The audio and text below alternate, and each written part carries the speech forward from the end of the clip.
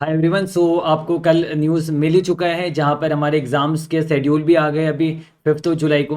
हालांकि मैंने एक्सपेक्ट बिल्कुल भी नहीं किया था कि एक होता है ना कि इतने दिनों से शेड्यूल नहीं आ रहे थे, तो कहीं ना कहीं एक फीलिंग था अंदर कि हाँ, थोड़ा सा एक्सटेंशन होगा। हम कैंसलेशन की बात कर भी नहीं रहे। मैं बस ये एक्सपेक्ट कर रहा था कि थोड़ा सा एक्सटेंशन हो जाए, क्योंकि बहुत सारे स्टूडेंट्स ने रिसेंटली रिकवर किया था कोविड से, तो उनको थोड़ा सा पढ़ाई का टाइम मिल जाता। एंड जब लास्ट टाइम उन्होंने पोस्टपोन किया था और साथ में कोई डेट्स भी नहीं बताया था, तो कहीं ना कहीं एक्सपेक्टेशन था, सबका ही था कि हाँ, जुलाई 20 के बाद एग्जाम्स होना है ना। और ऑब्वियसली बात है, उस सिचुएशन में पढ़ाई भी थोड़ी सी डाउन होती है।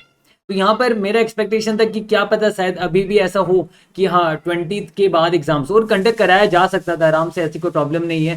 15 to 20 डेज सिर्फ एक्सटेंड करके आराम से कंडक्ट कराया जा सकता था, तब तक सिचुएशन और ज़्यादा नॉर्मल हो जाते है ना, और एग्जाम्स भी अच्छी तरीके से हो जाते और 15 डेज में कोई फ़र्क भी नहीं पड़ता। पर हालांकि ऐसा हुआ नहीं। जो फाउंडेशन के एग्जाम से वो पोस्टपोन हो गए। और यहाँ पर एक चीज़ आपने नोटिस किया होगा, फाउंडेशन के एग्जाम में हमने क्या देखा, कि वहाँ पर लिखा हुआ है कि हार्डशिप की वजह से हम उनके साथ बुरा नहीं करना चाहते, यानी हार्डशिप वर्ड यूज़ किया उन्होंने फाउंडेशन के लिए। तो आईपीसीसी एंड फाइनल में वो हार्डशिप वर्ड कहाँ गया, ये मुझे सही नहीं लगा थोड़ा सा। उनका अब एक्सटेंड कर रहे हो 1 मंथ के लिए, है ना। और यहाँ पर चलिए अच्छी बात है, वो तो करना ही है उनका, मतलब आईपीसीसी एंड फाइनल भी थोड़ा सा एक्सटेंड किया जा सकता था। खैर छोड़िए, अभी इसमें अब और ज़्यादा क्या बात करना है। यहाँ पर एक्सटेंशन तो अब होने से रहा, अब होगा नहीं। अब एग्जाम्स हमारे 5 जुलाई को होंगे हमारे एग्जाम्स, एंड प्रोबेबली आपके पास 1 मंथ ही बचा हुआ है। तो देखिए यहाँ पर मुझे ऐसा फीलिंग आ रहा है कि बहुत सारे स्टूडेंट्स जो है ना, यहाँ पर वो क्विटिंग के बारे में सोचेंगे। वो ये सोचेंगे कि ठीक है, इस बार एग्जाम्स नहीं देते हैं, प्रिपरेशन अच्छे से हुआ नहीं है, हम नवंबर में एग्जाम्स देंगे। तो मेरी बात को समझिए, नवंबर में भी क्या गारंटी कि आपका प्रिपरेशन होगा, और नवंबर में भी क्या गारंटी कि सब कुछ हालात सब ठीक रहेंगे, सब कुछ नॉर्मल रहेगा, कि एग्जाम्स होंगे आप दे दोगे। तो देखिए ऐसा कुछ भी हो सकता है, हम कुछ एश्योरेंस नहीं लगा सकते हैं, है ना। तो यहाँ पर आपको ये समझना है कि आप नवंबर के बारे में फिलहाल भूल जाइए। फिलहाल आप भूल जाइए, क्योंकि वो तो आपके पास ऐसे भी अटेम्प्ट रहेगा। भले अब ये जुलाई वाला एग्जाम दे या ना दे, आपके पास वो अटेम्प्ट रहने वाला है। आपको भी क्या करना चाहिए, मेरा एडवाइस है कि ये 1 मंथ आप अगर फर्स्ट ग्रुप का ही सिर्फ 1 ग्रुप का प्रिपरेशन करो, तो सिंगल ग्रुप आप अच्छी तरीके से जितना आपके लिए बेस्ट पॉसिबल हो आप प्रिपरेशन कीजिए। आप अगर बोथ ग्रुप्स के साथ जा रहे हो तो बोथ ग्रुप्स का आप अच्छा प्रिपरेशन कीजिए, बस आप एग्जाम्स दीजिए। मुझे याद है अपने टाइम में, मैं आज भी याद करता हूँ, अपने टाइम में एक दिन ऐसा नहीं जाता था लास्ट 1 मंथ में, मैं आपको बता रहा हूँ, लास्ट 1 मंथ में एक दिन भी ऐसा नहीं जाता था जब मैंने नहीं सोचा हो कि हाँ यार, इस बार एग्जाम से डेफर कर देते, इस बार नहीं देते, क्विट कर देते, अगली बार दे देंगे। हर दिन मेरे मन में ख्याल आता था। क्यों आता था? क्योंकि लगता था यार, कोर्स पेंडिंग रह जाएगा, कोर्स कंप्लीट नहीं होगा विद इन टाइम, एग्जाम से हमें थोड़ा सा और समय चाहिए पढ़ने के लिए। ऐसा आपके मन में भी आता होगा, डेफिनेट सी बात है, मैं भी तो स्टूडेंट रहा हूँ, आप भी अभी स्टूडेंट हो, आपके मन में भी आएगा, सर कोर्स कंप्लीट नहीं हुआ है, बहुत कुछ कुछ बचा हुआ है, यहाँ पर ये पेंडिंग है, वो पेंडिंग है, कैसे मैनेज होगा, क्या नहीं होगा। बहुत सारे सवाल आपके दिमाग में आएंगे, और बहुत बार आप है ना डायलेमा में रहोगे, बीच में रहोगे, क्विट करे या एग्जाम दे, क्विट करे या एग्जाम दे, क्या करे क्या ना करे, आपको कुछ समझ नहीं आएगा। लेकिन आपको मैं बता दूं, देखिए एग्जाम्स होने वाले हैं तो आपको एग्जाम्स देने हैं। आप क्विटिंग का ख्याल हटा दीजिए। अगर मैं भी उस टाइम में क्विटिंग का ख्याल को हटाता नहीं, और बाई चांस अगर मैं क्विट कर जाता, आज भी मैं सोचता हूँ कि बाई चांस अगर मैं क्विट कर जाता, तो मैं पता नहीं कब सीए बनता फिर। एंड भगवान की दया से मैं एक एक अटेम्प्ट में मैंने निकाला हमेशा, एंड मैं क्लियर हो गया, मैं सीए बन गया आराम से, कोई प्रॉब्लम नहीं आया मुझे। और बस मुझे इसी चीज़ की आज खुशी है कि मैं क्विटिंग के बारे में सोचता जरूर था, पर मैंने कभी क्विटिंग किया नहीं। मैंने एग्जाम्स दिया हमेशा, मैंने कभी क्विट नहीं किया, और शायद उसी वजह से आज मैं सीए बन के आपके साथ बात कर पा रहा हूँ। तो यहाँ पर यही आपको भी मैं एडवाइस करूंगा, क्विट के बारे में मत सोचिएगा बिल्कुल भी। आपका अगर कोर्स का प्रिपरेशन आप कहोगे सर यार 40% ही हुआ है, तो ठीक है ना, अगर 40% हुआ है ना आपका, और 30% तक कवर करने की कोशिश करो ये 1 मंथ में, 70 हो जाएगा, 70-75% हो जाएगा, इसमें भी पास हो सकते हो आप। अरे आपने देखा ही है एग्जाम्स में जब पेपर आते हैं, कितनी बार ऐसा होता है कि हमें कुछ नहीं आता वहां से, पर फिर भी हम लिख के आते हैं ना कुछ, और एंड में देखते हैं उस सब्जेक्ट में हमने पास भी हो गए, हमने पास भी कर लिया वो सब्जेक्ट। इसलिए मैं कहता हूं एग्जाम्स में कितने बार पेपर ऐसे आते हैं जहां पर आपको लगता है आपको कुछ भी नहीं आता है, पर फिर भी आपका बहुत जनों का ग्रुप्स निकल जाता है। इसीलिए ये मैटर नहीं करता। मैटर ये करेगा कि आपने ये मंथ जो है, ये पूरा का पूरा महीना आपने कितना कैपिटलाइज किया, कितना कैपिटलाइज किया, ये मैटर करेगा। और आपने कितना ज्यादा पढ़ाई किया। आप पढ़ाई कीजिए, बेहिसाब पढ़ाई कीजिए, आप कोई टेंशन ही मत लीजिए, दिमाग में फियर हटा दीजिए। मैं ये सोचता था, मुझे याद है कहीं ना कहीं, ए ठीक है जो फेल होने से हो जाऊंगा, कोई दिक्कत नहीं, अगली बार दे दूंगा, कोई प्रॉब्लम, इतना क्यों टेंशन लेना जिंदगी में, है ना। हो जाएंगे फेल, क्या फर्क पड़ेगा। आपको डर होगा, ज्यादा से ज्यादा क्या होगा, आपकी जान तो नहीं जाएगी ना। ज्यादा से ज्यादा क्या होगा, आपका रिजल्ट खराब हो जाएगा, उससे ज्यादा वर्ष और कुछ नहीं हो सकता। अगर हो भी गया तो अगली बार आप दे सकोगे, कोई टेंशन वाली बात नहीं। तो टेंशन क्यों लेना आपको, क्योंकि ये टेंशन कहीं ना कहीं हमारा प्रिपरेशन खराब करता है, और यही टेंशन कितनी बार एग्जाम में हमें पैनिक सिचुएशन में ला देता है और हम एग्जाम्स में ब्लैंक हो जाते हैं, हम एग्जाम्स अच्छे से दे नहीं पाते। इसलिए डर को हटाओ, इस डर को साइड में करो, डर को साइड में करके अच्छी तरीके से पढ़ाई करो। ये सोचो जो होगा भगवान देख लेंगे, हमें कुछ नहीं सोचना। हम रोज भगवान को हाथ जोड़ेंगे, रोज भगवान को मन में याद करेंगे और रोज हम अपना पढ़ाई करेंगे, जितना हो सके बेस्ट पॉसिबल हम अपना पढ़ाई करेंगे, अपना बेस्ट एफर्ट देंगे। इधर उधर की बातों में नहीं आना है। चलिए बहुत दिन बीच में आ गए, अब इधर उधर की बातों में नहीं आना है, जितना हो सके सब चीजों से दूर रहना। आप अपने पढ़ाई करो, और पढ़ाई के अंदर अभी आप अननेसेसरीली डीप जाने की कोशिश मत करो। अभी आपको पढ़ना है एग्जाम ओरिएंटेड। एग्जाम ओरिएंटेड मतलब जितना हो सके ऊपर ऊपर से, जितना पहले ज्ञान लेना था ले लिया, अब आपके पास वो वक्त नहीं रहा। अब आपको एग्जाम ओरिएंटेड पढ़ना है, ज्यादा से ज्यादा क्वेश्चन आंसर सॉल्व कीजिए, बेटर रहेगा।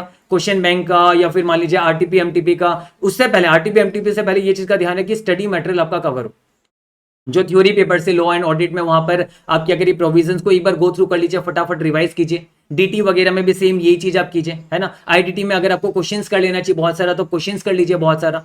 और जैसे कि कॉस्टिंग के अंदर आपको थोड़ा सा प्रैक्टिस की जरूरत है, एसएफएम में थोड़ा सा प्रैक्टिस की जरूरत है, तो कॉस्टिंग और एसएफएम के अंदर आप थोड़ा सा प्रैक्टिस कर लीजिए, जहां जहां पर इंपॉर्टेंट क्वेश्चंस आपको लगता है। और थोड़ा सा एक शेड्यूल बना लीजिए कि एग्जाम से पहले आपको क्या क्या क्वेश्चंस देखने हैं 1.5 डे में, वो बहुत ज्यादा चैलेंजिंग हो जाता है। तो इन सब चीजों को ध्यान में रखिए। और खासकर जो पहला पेपर होगा आपका एफआर, उस एफआर के लिए आप जैसे 5th को एग्जाम है, तो आप एटलीस्ट मान के चलिए कि 30 के बाद आप एफआर को उठा लोगे। 30 से पहले उठा लीजिए, 5-6 दिन पहले एटलीस्ट आप उठा लीजिए। आप कोशिश कीजिएगा उससे पहले आप उठा लो, यानी 25 के बाद आपका एफआर का प्रिपरेशन हो जाना चाहिए स्टार्ट।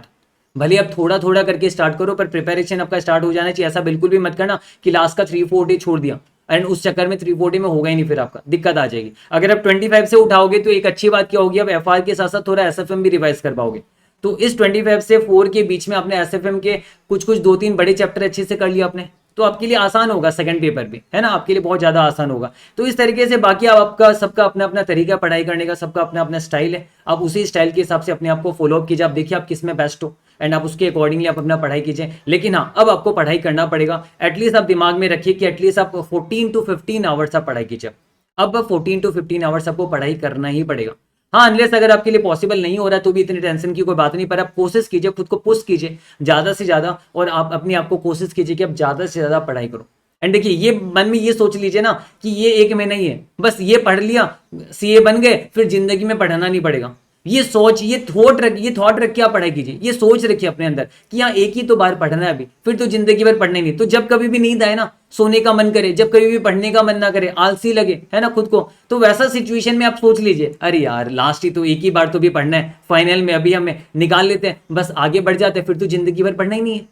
तो ये थॉट आप अपने अंदर रखोगे तो आप मोटिवेटेड रहोगे। हाँ, एक ही बार तो पढ़ना है, तो आपको पता है ऐसे भी कि कुछ दिनों के बाद, महीने 1.5 महीने के बाद आप फ्री हो जाओगे।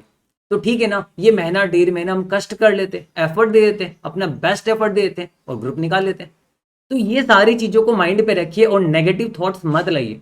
ये मत सोचिए कि 100% सिलेबस कंप्लीट होने पर ही आप सीए बनोगे, ऐसा बिल्कुल भी नहीं है। आप अगर 70% भी कोर्स कवर कर लेते हो तो भी चांसेस पूरा है। हाँ, कोशिश ये रहेगा कि आप ज्यादा से ज्यादा कवर करो, बस आप एटलीस्ट कोशिश करो कि 70 के ऊपर हम जाएंगे और जितना हमारे लिए बेस्ट पॉसिबल होगा हम कवर करेंगे और हम निकाल लेंगे। ये थॉट रखिए और अच्छी तरीके से पढ़ाई कीजिए, अपना बेस्ट एफर्ट दीजिए। आज तक जिंदगी में जितना आपने पढ़ाई नहीं किया ना, ये सोचिए कि ये महीना हम पढ़ लेंगे, लाइफ में कभी नहीं पढ़ा होगा आपने, उतनी पढ़ाई आप कर लीजिए। मुझे भी याद है, मैंने अपने टाइम में फर्स्ट ग्रुप में लास्ट के 1.5 महीने में, तो पहले पढ़ाई नहीं था, कोचिंग भी नहीं ली थी मैंने, लास्ट के 1.5-2 महीने मैंने सोचा जो पढ़ना अभी पढ़ना है ना, नींद विंद सब भूल गया था मैं बस पढ़ता था और किसी भी चीज में मैं नहीं था। मुझे याद एक छोटा सा फोन मेरे हाथ में रहता था, उसमें बस बोर होता था, स्नेक का जो गेम होता है ना, वो स्नेक का गेम बस खेलता था बीच में 5 मिनट के लिए, और कुछ भी नहीं, मैं सिर्फ पढ़ाई करता था, अपने रूम में रहता था, रूम से बाहर भी नहीं जाता था मैं, ये सच बता रहा हूं मैं आपको। रूम से, जबकि मैं उस टाइम पेइंग गेस्ट में रहता था, मैं रूम से बाहर तक नहीं निकलता था, मैं रूम में ही रहता था। इवन आपको सच बताऊं तो मैं उस महीने में, जो लास्ट के 1.5 महीने थे, उसमें मैं 3-4 दिनों में, मैं सच आपको बता रहा हूं, आपके साथ झूठ क्या छिपाना, मैं 3-4 दिनों में नहाता था। मैं सोचता था उसमें भी क्यों टाइम वेस्ट करूं फालतू का, अपनी पढ़ाई करूंगा, क्योंकि लगे उसके चक्कर में 1-1.5 घंटा बर्बाद हो जाएगा।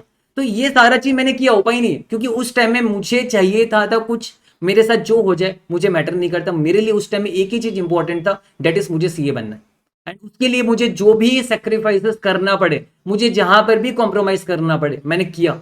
है ना। मुझे याद है मेरे बड़े भैया मुझे कितने बार डांट लगा देते, दिन भर रूम में पड़ा रहता है, ऐसे ही पड़ा रहता है गंदगी की तरह, कुछ नहीं करता है। मैं एक कान से सुनता था, एक कान से निकालता था, मेरा विजन बस एक ही था कि मुझे सीए बनना है।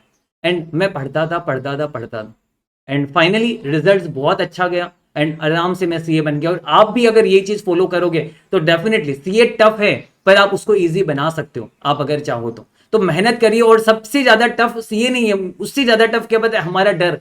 हमारा डर उससे ज्यादा टफ बना देता है सीए को। तो वो डर को साइड में रखिए, अपना बेस्ट एफर्ट दीजिए। ऑल द वेरी बेस्ट, और आपका एग्जाम डेफिनेटली अच्छा होगा।